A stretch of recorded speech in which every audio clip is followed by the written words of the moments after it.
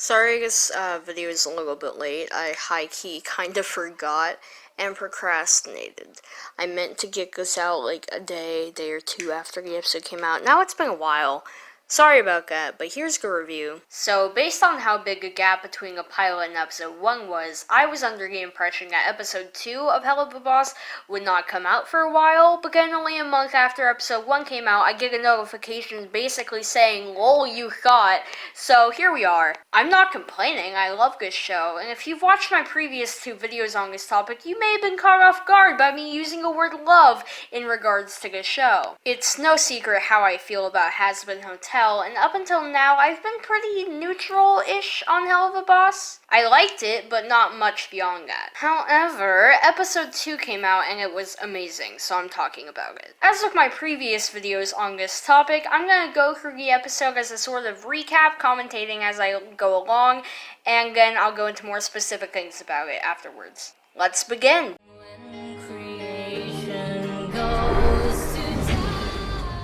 We start off in Stolas' house with a child screaming.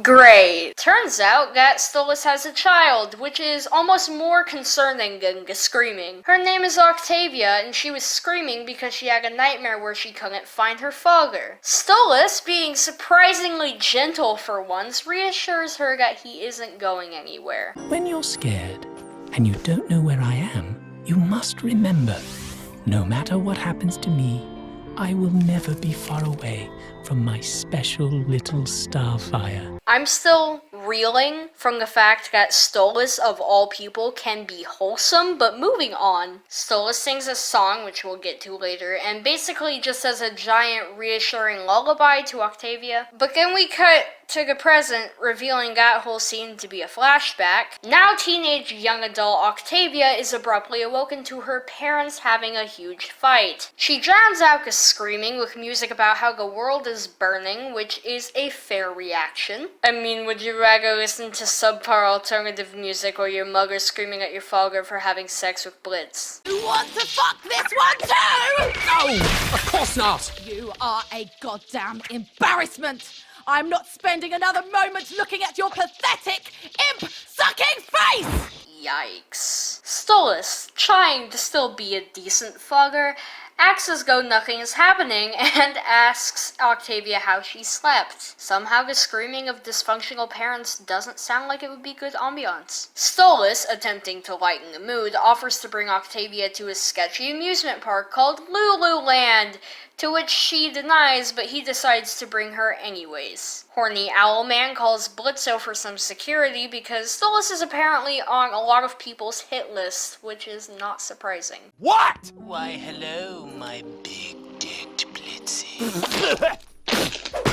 What the fuck? Dad! Language, everyone! They all go to Lululand. Octavia is not thrilled, to say the least, and oh my god, why is Stolas so tall? Moxie gives morphine to a child. Moxie is being a nervous wreck, and his horrifying mascot shows up to ruin his day. I'm Lulu. Welcome to Lululand. If y'all get hurt here, just try and sue us. We get some gags about theme parks being garbage. Blitzo is forced to follow Stolas for security reasons, and Stolas is still being extremely horny. Some things never change, huh? Octavia Loki has PTSD from this horrifying jester animatronic, but because Stolas is trash, he brings her back in there anyways. Fun fact, this jester is voiced by the dude who played Beetlejuice in the Beetlejuice musical. I'm on live TV! I personally don't care for the musical, but I recognized his voice from Say My Name, so I thought I'd throw it out there. Meanwhile, Moxie is getting scammed by a pervert who just wants to impress Millie, but not in an innocent way. Octavia gets sick of her dad constantly flirting with Blitz and runs off. How delightful!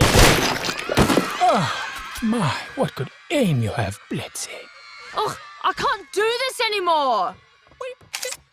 Octavia! Good job, Stolas. A+ parenting right here. You did it. Good job. I can't believe it. I'm proud of you. We also get somewhat of a backstory through Beetlejuice Robot that Blitzo used to work there as a clown. Blitzo and the robot get into a bit of an altercation, which results in the theme park catching fire. Millie and Moxie run off to find Stolas as the fight between Blitz and Fizzarolli continues. Back to Horny Owlman. He's trying to follow Octavia, who reasonably doesn't want to see him at the moment. Someone tries to kill him, but Moxie and Millie save his life because apparently an overpowered Superlord cannot defend himself from 2-foot-tall gremlins. Stolas finds Octavia crying because her family is dysfunctional. I take it you are not having fun. No, Stolas, these are clearly tears of joy. Octavia tells her father that she misses having a stable family and that she wishes he wasn't flirting with Blitzo the whole time. You know, fair. Stolas has a hard time finding the right words to explain everything, to have a little heart-to-heart, officially becoming the best scene dealing with emotional stuff out of any has-been product, in my personal opinion. Everyone leaves the destroyed theme park and the episode ends. Genuinely an amazing episode, but that's not very specific, so let's go chunk by chunk, starting with the music.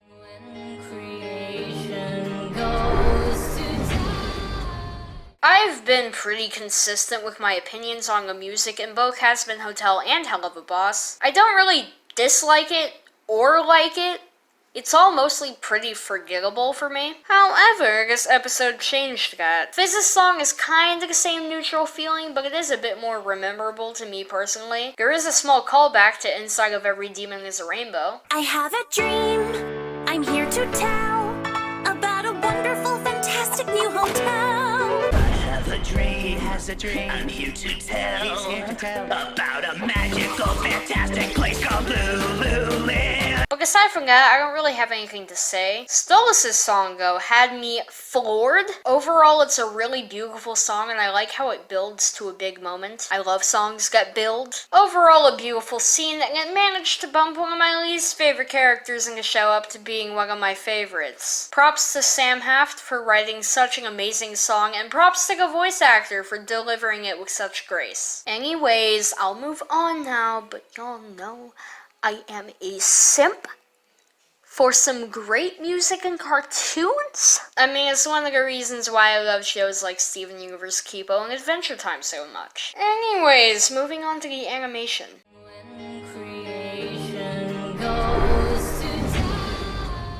The color issues I've had in the past are completely gone, which hopefully means that they will also be gone in the future of Has-Been Hotel because, dear lord, the animation for Stolas' song was so beautiful. I was blown away in a way that I have not been blown away in a hot second. It's honestly crazy to think that it came from a web series. Like, the animation here easily tops some of my favorite shows. I really loved how Fizzarolli was animated. He felt like a glitchy rubber hose cartoon and I loved it. Aside from that, the animation was pretty much the same as every other Has-Been product. Really good, but, you know, nothing too notable. There were a few moments that felt off, especially with Moxie and Millie. Paul Vallejo was one of the storyboarders, and I don't like his art style, I'm sorry. Based off of everything I've seen in Steven Universe, it all just always looks slightly off to me. That may just be me, and I'm sure he's a great person, but we all know how I felt about Homeworld Bound. Anyways, I have nothing else to say about the animation, so moving on to the humor.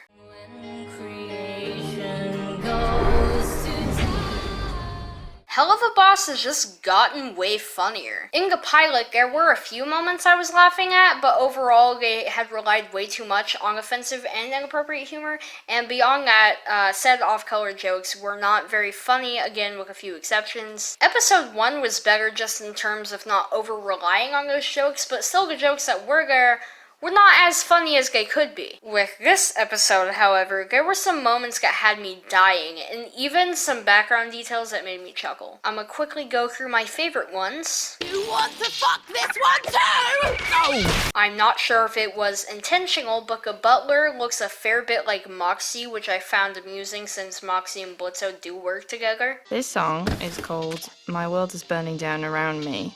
It's by Fuck You Dad.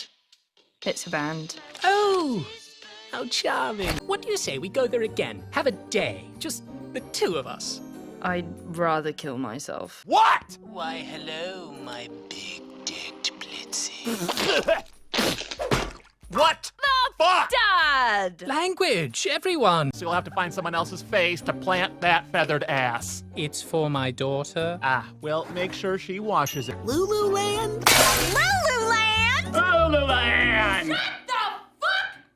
They made Luna funny for once. Good job. You did it. Good job. I can't believe it. I'm proud of you. That is deeply upsetting. Is it true this park is just a really shameless spin-off of Lucifer's far more popular Lulu World? No? This place reeks of insecure corporate shame. You both need to get a room. Hey, I am not a day hooker. What? I just said I'm not one, prude. You used to cry such tears of joy at this show. Oh no.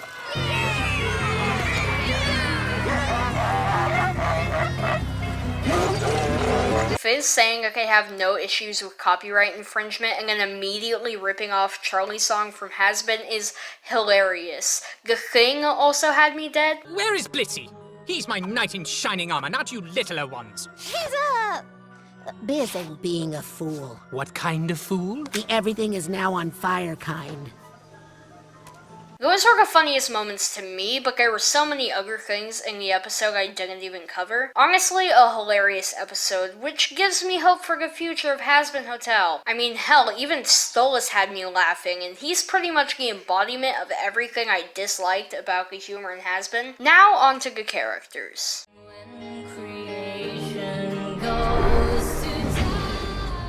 Moxie was still great in this episode, even though he wasn't really in it much. Nothing to note here. Millie, I don't like her new voice. I much prefer her voice from a pilot. Aside from that, I don't really have anything to say on Millie. Once again, she's just kind of forgettable to me. Luna was barely in this episode, which I appreciate because we all know how I feel about her. She was in it for like 2 seconds off screen, but managed to be funny then, so that's an improvement of sorts, I guess. Blitzo, unfortunately, is becoming a bit annoying to me, though that might just be because of how he was in this episode specifically. Fizz was actually really cool. Y'all know I love me a good evil animatronic. Hell, this whole YouTube channel started on Five Nights at Freddy's content. The way he moves around actually reminds me a lot of Spinel from Steven Universe. And that surprisingly meshed very well with being an evil, glitchy robot. He's just great. The pervy merchant guy was pretty forgettable, but for some reason he reminded me a lot of something else YT. I don't know why, just something about the way he spoke reminds me of Adam. Now, onto the two main ones I want to talk about. Let's start with Octavia. We all know how I feel about overly edgy characters. I mentioned it in one of my other Has-Been videos. I feel like they rarely are pulled off well and are usually just very cringy. It's one of the main reasons I hate Luna so much. However, they surprisingly pulled off Octavia very well. Maybe it's because her situation is kind of relatable, or maybe it's just that they didn't lean too much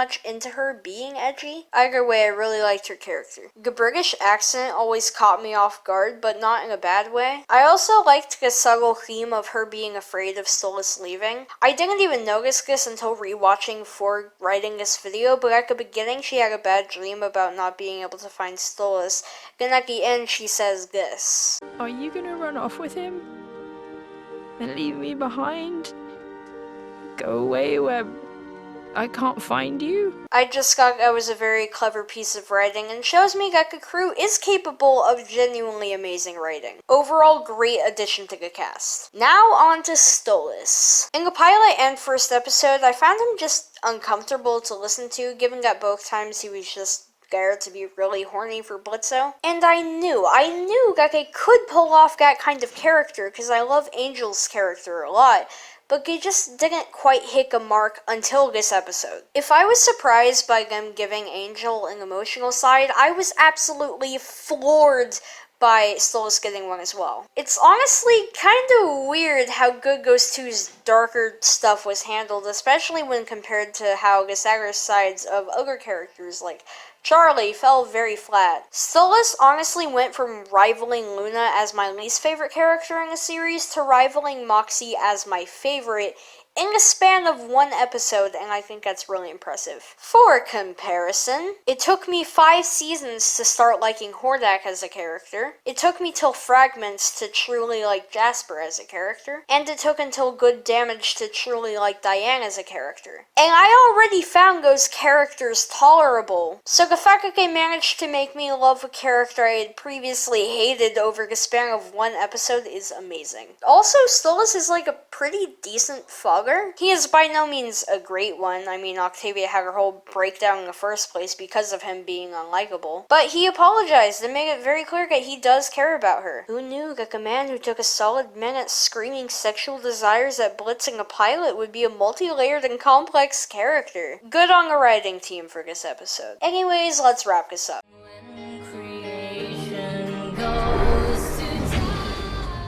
Prior to this episode, I would have never considered Helluva Boss to be a greatly written show. Maybe that's just because I've seen so many amazingly written shows before, but I always just thought the writing was decent. Not even bad, but not something I would consider particularly well written in comparison to other things. However, this episode was truly phenomenal on so many levels. Amazing music, amazing animation, way funnier jokes, 2 amazing new characters, vastly improving on another character, and even some moments that, writing-wise, I would argue could be in shows such as BoJack Horseman because of how great they are. Overall, it makes me very hopeful and excited for the future of Helluva Boss, and even gives me some hopes that Has Been Hotel will be more enjoyable for me in the future. Anyways, I've praised this episode enough. Consider subscribing if you liked this video. Goodbye.